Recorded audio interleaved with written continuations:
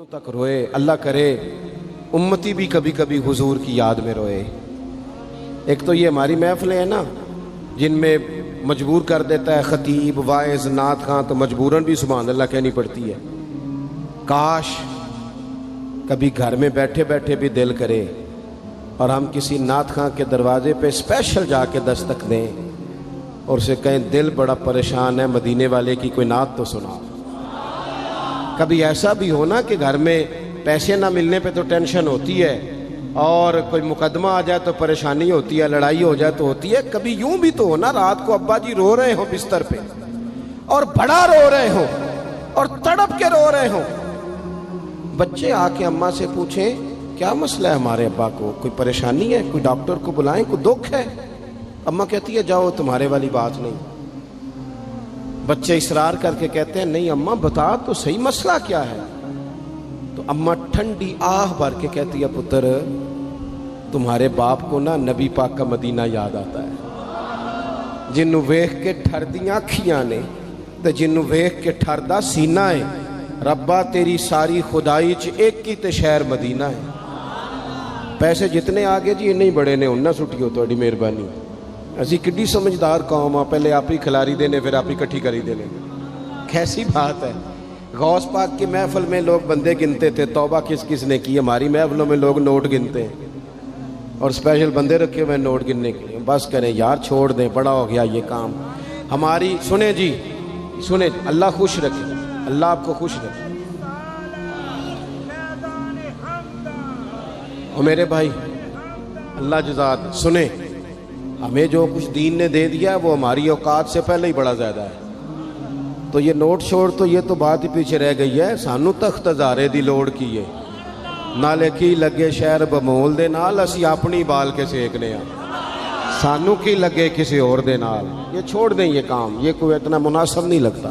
اللہ جزائے خیر دے. آپ توجہ کریں کہ عرض کر رہا ہوں. تو شدید حضور سید عالم صلی اللہ علیہ وسلم رو رہے ہیں آزمائش میں. امت کی آزمائش کو دیکھ کر حضور رو رہے ہیں کہ امت آزمائش میں. حضرت جبریل نے جا کے عرض کی یا رسول اللہ وہ جو خاص حساسیت ہے نا حضور کی طبیعت میں امت کے حق میں، اس کے لیے حضور رو رہے ہیں. تو رب کریم نے کیا پیغام دیا؟ کہا کہہ دو محبوب سے جا کے والا سوف یعطیک ربک فترضی، محبوب رب آپ کو اتنا دے گا کہ آپ اپنے رب سے راضی ہو جائیں گے. راضی کیا جائے گا امت کے حق میں. اور حضور فرمانے لگے جب تک ساری امت جنت میں نہیں جائے گی میں نے راضی نہیں ہونا. حضور کا یہ رشتہ حساسیت، چونکہ ہمارے پاس تو اب ہم بعض دفعہ لگتا ہے کہ زیادہ عالم ہو گئے لوگ، تو ہماری دیواروں پر نا اسکولوں کی دیواروں پر انگریزوں کے قول بھی اب لکھے ہوئے ہیں. تو کئی دفعہ پوچھنے کو دل کرتا ہے انتظامیہ سے کہ حدیثیں ساری یاد ہو گئی ہیں بچوں کو، جو تمہیں اب قولوں کی ضرورت پڑ گئی وہ بھی غیروں کے اقوال تک تم آ گئے ہو. اس قوم کو تم نے حضور کے فرامین سارے سنا لیے. او خدا کے بندو، حضور نے تو اتنا حساس کر کے یہ رشتہ بتایا ہے کہ باریک باریک نقطے بھی سمجھائے. یہ کام نہ کرنا دوزخ میں چلے جاؤ، یہ کام کرنا تمہارا فائدہ. ایک ایک بات کھول کے بیان کی. امت کے پاس ٹائم ہی نہیں ہے حدیثیں پڑھنے کا، وقت ہی نہیں ہے. ہمارا تو مزاج بن گیا نقطے سننے سنانے کا. نقطے وہ ہمارا نقیب محفل اسٹیج پہ بھاگ کے ادھر جاتا ہے پھر بھاگ کے ادھر آ جاتا ہے. وہ کیوں لگا کہتا میں جملہ دین لگا. او خدا کے بندے تو جملہ رہن دیکھا، تو کوئی آیت دے، تو کوئی حدیث پاک پڑھ. وہ پھر وہ بعض اوقات میں تو چونکہ کمزور سا بندہ ہوں تو وہ جب 50 کو دفعہ کہتے ہیں نا تیار ہو جو جملہ دین لگا، تو ایسے لگتا ہے جملہ نہیں آئے گا کوئی ایٹم بم بھی آئے گا.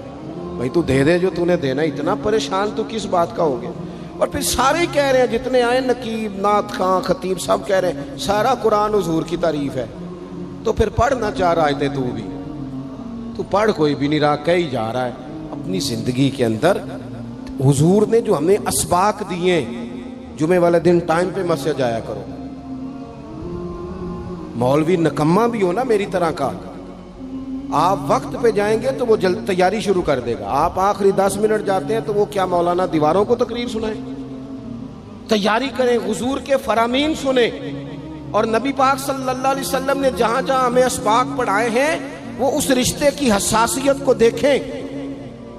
چونکہ حضور نے بڑا حساس رشتہ بنایا امت سے، تو پھر امت کے دل بھی حضور کے حق میں بڑے حساس ہیں۔ اپنے مزاج کے لحاظ سے نا نرم طبیعت کے آدمی حضرت صدیق اکبر۔ کچھ لوگ نرم ہوتے ہیں نا بیچارے، جو گیا مان لی، جو گیا مان لی، ان کو لوگ تنگ بھی بڑا کرتے ہیں۔ یہ بھی میں آپ کو بتا رہا ہوں۔ وہ جس بندے کا پتہ ہوتا ہے نا کہ جناب اس کے پاس گئے تو یہ اکثر تارے شاٹ بھی رہتی ہیں، تو وہاں ذرا جاتے بھی لوگ تھوڑی احتیاط کرتے ہیں۔ حضرت ابو بکر صدیق طبعاً نرم طبیعت کے تھے، کشادہ روئی، خندہ پیشانی مزاج کا حصہ تھا۔ وہ دیر تک صبر کرنے کے عادی تھے، لیکن ایک دن ان کے والد آئے جناب ابو قحافہ رضی اللہ تعالیٰ عنہ، بعد میں انہوں نے کلمہ پڑھا۔ وہ ایک دن حضور کی بارگاہ میں شکایت لے کے آئے۔ اب کسی اس بندے کی شکایت آ جائے نا جس کی توقع نہ ہو، جس سے توقع نہ ہو۔ کسی نے کہا تھا نا کہ تجھ سے شکوہ نہیں بے وفائی کا، پر تجھ سے امید بے تحاشا تھی۔ تیرے اوپر امیدیں بڑی تھیں، تو تو نے یہ جو کام کیا نا یہ تھوڑا عجیب لگا ہے، تجھے نہیں کرنا چاہیے تھا۔ کوئی اور کر دیتا تو چلو بات اتنی سخت نہیں تھی، تجھے نہیں کرنی چاہیے تھی، تیری بنتی نہیں تھی۔ حضرت صدیق اکبر طبی طور پر نرم آدمی، لیکن ان کے والد آئے حضور کی بارگاہ میں، اور بزرگ ہیں اور نابینا ہیں اور لاٹھی تھامے ہو، اور انہوں نے بڑی عجیب بات کی، کہا یا رسول اللہ حد ہو گئی، آج تو ابو بکر صدیق نے مجھے تھپڑ مارا ہے، تھپڑ مارا ہے۔ یہ ابھی وہ مسلمان نہیں تھے، شکایت آئی، کریم محبوب علیہ السلام کے گرد جتنے لوگ کھڑے تھے محو حیرت ہو گئے کہ ابو بکر صدیق یہ کام کریں گے۔ حضور نے فرمایا بلاؤ نا جناب صدیق کو۔ حاضر بارگاہ ہو گئے، ہاتھ باندھے، نظر جھکائی ہے۔ حضور نے فرمایا ابو بکر لوگوں کو تو یقین ہی نہیں آ رہا، تم نے تھپڑ مارا باپ کو؟